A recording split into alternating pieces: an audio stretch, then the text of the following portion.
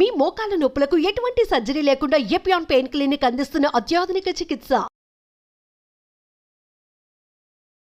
మన హాస్పిటల్ చాలా ఒక గొప్ప మెడిసిన్ని, లేకపోతే దాన్ని ఏమనాలో, మరి ప్రొసీజర్ అనాలో, డయాబెటిక్ పేషెంట్స్ కోసం కనిపెట్టారు. అది త్వరలోనే పేషెంట్స్ గనక అందుబాటులోకి వస్తే వాళ్ళందరూ డయాబెటిక్లు అందరూ కూడా మనలాగే మంచిగా అయిపోతారు, మామూలు పర్సన్స్ లాగా అని చెప్పేసి. బట్ ఆ రీసెర్చ్ మధ్యలో ఆగిపోయిందా, లేకపోతే పేషెంట్స్ వరకు రావడానికి ఇంకా టైం ఉందా సార్? ఎప్పుడు వస్తుంది అసలు? అంటే ఇది చాలా పెద్ద స్టోరీ. ఏమని చెప్పాలంటే షార్ట్గా, సార్ డయాబెటీస్ అనేది 3 రకాలు ఉంటాయి అన్నమాట.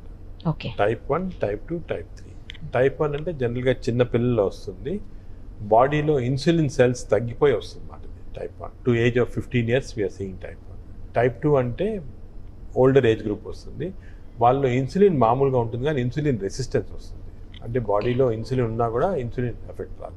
ఇది టైప్ 2. ఇది కామన్గా మనం చూసేదంటే టైప్ 2. ఓకే. టైప్ 3 అంటే ప్యాంక్రియాస్ చెడిపోయి ఇన్సులిన్ సెల్స్ ఉన్నా కూడా అవి ఇన్సులిన్ బయటకు రాకుండా డిస్ట్రక్షన్ ఆఫ్ ద ప్యాంక్రియాస్ వల్ల వస్తుంది. దిస్ టైప్ 3 అంట. So type 1, type 2, type 3. ఇప్పుడు అన్నిటికీ కూడా మెడిసిన్స్ ఇస్తుంటాము, ఇన్సులిన్ ఇస్తుంటాము, కంట్రోల్ సరిగా ఉండకపోవచ్చు అన్నమాట. మేమంటే ఈ ఏరియాలో చాలా ఒక 15 yearsగా మీరు చెప్పిన రీసెర్చ్ చేస్తున్నాము. ప్రాక్టికల్గా బయటకి ఇంకా అంటే సమ్ గవర్నమెంట్ రెగ్యులేషన్స్ వల్ల అది క్లియర్ అయిన తర్వాత వస్తుంది. ఒకటి ఫస్ట్ ఏమంటే టైప్ 1కి ఏం చేస్తున్నామంటే ఐలెట్ సెల్ ట్రాన్స్ప్లాంటేషన్ చేస్తున్నాం. అంటే వేరే వాళ్ళ నుంచి ఆ ఐలెట్ సెల్ తీసుకొని ఆ ఐలెట్ సెల్స్ని టైప్ 1 డయాబెటిక్స్కి ఒక బ్యాగ్ ఉంటుంది, పెరాసైట్ బ్యాగ్. ఆ బ్యాగ్లో పెట్టి జస్ట్ స్కిన్ కింద పెట్టేస్తాం. పెడితే వేరే వాళ్ళ చెల్లి ఐలెట్ సెల్స్ డిస్ట్రాయ్ కావు. డిస్ట్రాయ్ కాకుండా ఇన్సులిన్ సెక్రెట్ అవుతూ ఉంటుంది అన్నమాట. ఆ బ్యాగ్ ఆల్రెడీ తయారు చేసాము. యాక్చువల్లీ ఇది బిగ్ ప్రాజెక్ట్ ఫ్రమ్ డిబిటి, అంటే డిపార్ట్మెంట్ ఆఫ్ బయోటెక్నాలజీ తోటి మేము IIT, Indian institute science Bengaluru అని టైప్ చేసి తయారు చేసాము. రెడీ ఉంది. ఇంకా దీనికి యానిమల్ వర్క్ అయిపోయింది. మంకీస్లో we showed that it is very effective. పెద్ద పేపర్ పబ్లిష్ అయింది ఇంటర్నేషనల్ జర్నల్ ఆఫ్ ట్రాన్స్ప్లాంటేషన్లో చేసాం అది. సో ఈ టైప్ 1కి again we require government, because anything you're doing any research చేసి దాన్ని పాజిటివ్గా ఉండాలంటే గవర్నమెంట్ పర్మిషన్ వచ్చిన తర్వాత అది we're going through that process. That is type. Type 2కి ఏమంటే it is not insulin deficiency, insulin resistance. బాడీలో ఇన్సులిన్ రెసిస్టెన్స్ వచ్చి వస్తుంది అన్నమాట. అది ఇన్సులిన్ రెసిస్టెన్స్ ఎందుకు వస్తుంది మనకి చాలా వరకు తెలియదు. రీసెంట్గా చాలా రీసెర్చ్ వల్ల ఏం తెలిసిందంటే డియోడినం అంటే చిన్న ప్రేగులో ఒక ప్రోటీన్ సెక్రీట్ అవుతుంది. ఆ ప్రోటీన్ సెక్రీషన్ వల్ల that is creating insulin resistance బాడీలో అంతా. సో దానికి ఏం చేస్తామంటే ఎండోస్కోపీ ద్వారా ట్రీట్మెంట్ చేయొచ్చు అన్నమాట. అది ఏం చేసాం, ఫస్ట్ మేము ఏం చేసామంటే అగైన్ ఒక యుఎస్ కంపెనీతో రీసెర్చ్ చేసి వీ ఫౌండ్ ఏ ట్యూబ్. ఆ ట్యూబ్ స్టమక్ నుంచి చిన్న ప్రేగులకి బైపాస్ చేసుకుంటే కిందకి వెళ్ళిపోతుంది. సో ఫుడ్ వెళ్ళి ఆ ఇన్సులిన్ రెసిస్టెంట్ ఫ్యాక్టర్ని స్టిమ్యులేట్ చేయకుండా. మరి ఈ ట్యూబ్ అనేది ఓన్లీ 6 months పెట్టచ్చు, మళ్ళీ తీయాలి. సో అది కాకుండా మోర్ పర్మనెంట్ మెథడ్ ఏమంటే డిఎంఆర్ అని వచ్చింది, అంటే డియోడినల్ మ్యూకోజల్ రీసర్ఫేసింగ్. ఎండోస్కోపీ ద్వారా మేము ఇంటెస్టైన్ చిన్న ప్రేగులకి వెళ్ళి ఆ చిన్న ప్రేగుల్ని లేజర్ ద్వారా కానీ హీట్ ద్వారా కానీ దాన్ని చేంజ్ చేస్తాం. కంప్లీట్ చేంజ్ చేస్తే ఆ insulin resistance factor it won't be secreted, diabetes control అయిపోతుంది. ఇది కూడా టెక్నిక్ కాబట్టి, టెక్నాలజీ కాబట్టి గవర్నమెంట్ పర్మిషన్ అది కూడా వర్క్ జరుగుతుంది. ఇవన్నీ చేసిన తర్వాత what we found is that ఇమీడియట్గా ఇన్సులిన్ కానీ లేకపోతే టాబ్లెట్స్ కానీ కంప్లీట్గా తగ్గిపోతాయి. వేసుకోవాల్సిన అవసరం ఉండదు. అది థర్డ్ టైప్ 3 చెప్పాక. టైప్ 3కి ఏమంటే ఈ ప్యాంక్రియాస్ చెడిపోయిన వాళ్ళకి ఆ ప్యాంక్రియాటిక్ సెల్స్ తీసి సెపరేట్ చేసి మా దగ్గర రికార్డీ సెల్ సెపరేటర్ ఉంది. ఇండియాలో యాక్చువల్లీ ఏషియాలో ఓన్లీ మెషిన్ ఇక్కడ మా దగ్గర రికార్డీ సెల్ సెపరేటర్ ఉంది. ఆ రికార్డీ సెల్ సెపరేటర్ తోటి మేము ఆ స్పెషలైజ్డ్ ఇన్సులిన్ సెల్స్ని కంప్లీట్ సెపరేట్ చేసి దాన్ని ఒక స్పెషల్ కెథెటర్ ద్వారా లివర్కి ఇస్తాం. ఇస్తే లివర్ ఇవన్నీ టెక్నిక్ చెప్పాము, ఇవన్నీ కూడా మేము స్టడీ చేసాము. కానీ ఈ లాస్ట్ మాత్రం ఆల్రెడీ పేషెంట్స్ చేసి సక్సెస్ అయింది. మేజర్ పబ్లికేషన్ కూడా వచ్చింది, published in journal where we treated. అది చేస్తున్నాం ఇప్పుడు ప్రస్తుతం. సో టైప్ 3 చేస్తున్నాము. అది అలో చేస్తుంది, గవర్నమెంట్ పర్మిషన్ ఉంది. We went through all the government. But type 3 చాలా తక్కువ మందికి ఉంటుంది. పోయిన వాళ్ళు తక్కువ మంది టైప్ 3 వాళ్ళకి now we're very effectively doing. మేజర్గా ఉండే టైప్ 2, సెకండ్ టైప్ 1. టైప్ 1 చిల్డ్రన్లో ఉంటుంది అన్నమాట. ఈ చిల్డ్రన్ టైప్ 1 కూడా తొందరలో వచ్చేస్తుంది చాలా ట్రాన్స్ప్లాంట్. అది ఐఎమ్ షూర్ పర్మిషన్స్, ఎందుకంటే ఈ టైప్ 2 ఇంకా కొద్దిగా we have to discuss with the government and all that and get. కానీ ఇవన్నీ వస్తే చాలా పెద్ద హెల్ప్ అవుతుంది సార్ అసలు. అంటే కూడా మెడికల్ రీసెర్చ్ అనేది చాలా స్లో. అంటే కొన్నిసార్లు మీరు వినుంటారు కొన్ని, ఇప్పుడు ఇన్సులిన్ డిస్కవరీ 1910లో వచ్చి 1930లో అసలు బయట, అంటే 20 years పట్టింది బయటకు రావడానికి. అలాగా చాలా డిస్కవరీస్ ఏమంటే 20 years 30 years అంటే ఓపిక ఉండాలంతే. అవును సార్. బట్ మా duty is to do this research and స్లోగా ఒక జనరేషన్ కాకపోయినా సెకండ్ జనరేషన్ కన్నా ఒక నాలెడ్జ్ పైన knowledge. Science is built on bricks. ఇప్పుడు నేను ఒక బ్రిక్ వేస్తాను, ఇంకో బ్రిక్ వేస్తాను, అదంతా ఇందులో బిల్డింగ్ తయారు. Building maybe after 10, 15, 20 years, but అప్పుడు కన్నా వస్తుంది. డయాబెటిక్ కి రోజు కోట్లాది రూపాయలు డ్రగ్స్ అవసరం ఉంటుంది సార్.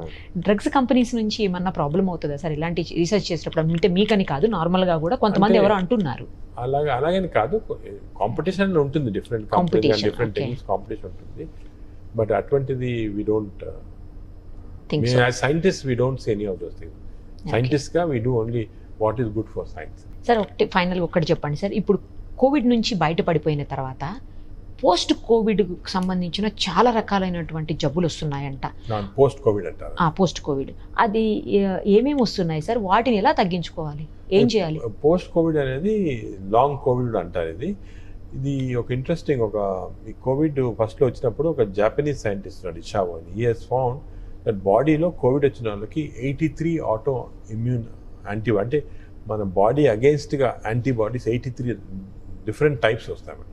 ఓకే, 83 రకాలైన యాంటీబాడీస్ తయారవుతున్నాయి. అంటే థైరాయిడ్కి, స్టమక్కి, లంగ్స్కి, అన్నిటి కూడా బాడీ ఇమ్యూన్ సిస్టము ట్రిక్ అయిపోయి it is thinking this virus is lungs, virus is thyroid అని యాంటీబాడీ ప్రొడ్యూస్ చేసుకుంటే వెళ్ళిపోతాం అన్నమాట.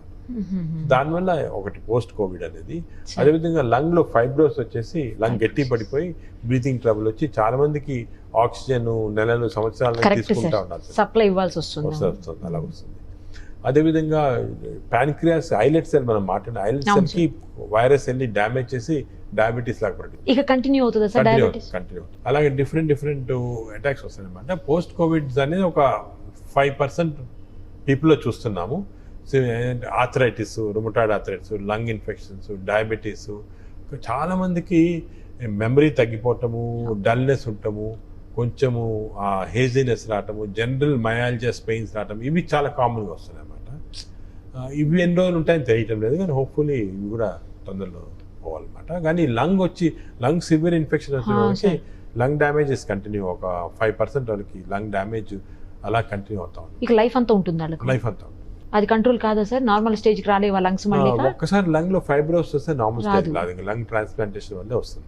అది చాలా తక్కువ పర్సెంటేజ్. ఇప్పుడు ఈ డయాబెటీస్ పరిస్థితి ఏంటి సార్? ఈ డయాబెటీస్ వచ్చిన వాళ్ళకి చాలా మందికి ట్రాన్సియంట్ వస్తూ ఉంది. అంటే ఆ కరోనా ఉన్నప్పుడు, కోవిడ్ డిజీజ్ ఉన్నప్పుడు సివియర్ డయాబెటీస్ తగ్గిపోతా ఉంది. కొంతమందికి లాంగ్ టర్మ్, అంటే ఇంతవరకు ఇప్పుడు ఇది only 2 years old, 1.5 years old కదా, ఇంతవరకు 1.5 years దాకా కొంతమందికి వస్తా ఉంది. లేటర్ ఆన్ స్టేజెస్ పోతుందని చూడాలి. కొంతమందికి మధ్యలో ఒక 1-2 months తగ్గిన సందర్భాలు కూడా ఉంటాయి. చాలా మందికి వచ్చి తగ్గిపోతుంది. అంటే మనం తీసుకునే ఫుడ్ ఏమైనా కంట్రోల్ చేసి అలాగేం లేదు, అదేం లేదు. కానీ జనరల్ ప్రికాషన్స్ తీసుకోవాలంటే ఎక్సర్సైజ్, హెల్తీ ఫుడ్ అవి ఇంపార్టెంట్. ఎక్సర్సైజ్ తగ్గించేసి, స్వీట్స్ తగ్గించాలా, ఎక్సర్సైజ్ అనేది చాలా important. Exercise is very important. Diabetic వాళ్ళకి మెయిన్ ఎక్సర్సైజ్ ఇంపార్టెంట్. ఎక్సర్సైజ్ చాలా ఇంపార్టెంట్. జనరల్ గా కూడా ఎక్సర్సైజ్ బాడీకి చాలా ఇంపార్టెంట్. దానివల్ల మనం చాలా several diseases we can avoid. దానికి కంపల్సరీ ఎవ్రీబడి 45 minutes అన్న ఎవ్రీడే, మార్నింగ్ కానీ ఈవినింగ్ కానీ ఎప్పుడు టైం దొరికితే ఎక్సర్సైజ్. ఎక్సర్సైజ్ అంటే ఏదో నేను నడుస్తున్నా రోజంతా ఇంట్లో నడుస్తున్నా అది కాదు. ఒక బ్రిస్క్ వాక్ 45 minutes లో 7 kilometers 6 kilometers కవర్ చేయాలి. That is the correct exercise. Brisk exercise చేస్తే బాడీలో సర్క్యులేషన్ ఇంప్రూవ్ అయ్యి ఓవరాల్గా అన్ని ఇంప్రూవ్. సార్ ఒక్కసారి డయాబెటిక్ అయిన తర్వాత వాళ్ళు మళ్ళీ నార్మల్ పర్సన్స్ అయ్యే అవకాశం ఉంటుందా అసలు? ఉండదా? ఫర్ ఎగ్జాంపుల్ డయాబెటిక్ చాలా ఒబీస్ అయిపోయి రాంగ్ ఫుడ్ తీసుకొని, స్వీట్స్ ఎక్కువ తీసుకొని, డ్రింక్స్ తీసుకొని డయాబెటిక్ అయ్యారనుకోండి, ఆ same person if he decreases weight, changes his food habits, he can come back to normal. Weight లేకుండా కూడా కొంతమంది అవుతుంటారు కదా సార్. లీన్ డయాబెటీస్, అది వేరే కారణాలు ఏమన్నా, ఈటింగ్ హ్యాబిట్స్ అవన్నీ చూసుకోవాలి మనం. అంటే రివర్స్ డయాబెటీస్ లో కొన్ని ఇర్రివర్సిబుల్ ఫ్యాక్టర్స్ ఉంటాయి, రివర్సిబుల్ ఫ్యాక్టర్స్. అవునా? ఈ రివర్సిబుల్ ఫ్యాక్టర్స్ మనం అన్ని కంట్రోల్ చేయొచ్చు. ఒక డయాబెటిక్ మా దగ్గరికి వస్తే ఫస్ట్ మేము ఏం చూస్తాము, దీనికి what are the reversible factors అనేవి. ఈ రివర్సిబుల్ ఫ్యాక్టర్స్ అన్ని మ్యాప్ అవుట్ చేసి ఇవి రివర్స్ చేసేస్తే కొంతమందికి నార్మల్గా వచ్చేస్తారు. కొన్ని ఇర్రివర్సిబుల్ ఫ్యాక్టర్స్ ఉన్న వాళ్ళకి డ్రగ్స్ కానీ ఎక్సర్సైజ్ కానీ అవన్నీ అవసరం. చాలా విషయాలు షేర్ చేశారు సార్. నా మళ్ళీ డయాబెటీస్ మీద పెద్ద రీసెర్చ్ జరుగుతుంది కాబట్టి నాకు మళ్ళీ మీరు ఇంకొకసారి అవకాశం ఇవ్వాలి మొత్తం డీటెయిల్డ్గా మీతో మాట్లాడేదానికి. Thank you sir. ఈ వీడియో కానీ మీకు నచ్చినట్లయితే లైక్ చేయండి, షేర్ చేయండి, మీ అభిప్రాయాన్ని కామెంట్ రూపంలో తెలియజేయండి. అలాగే మరిన్ని వీడియోస్ కోసం మా ఛానల్ను సబ్స్క్రైబ్ చేసుకోండి.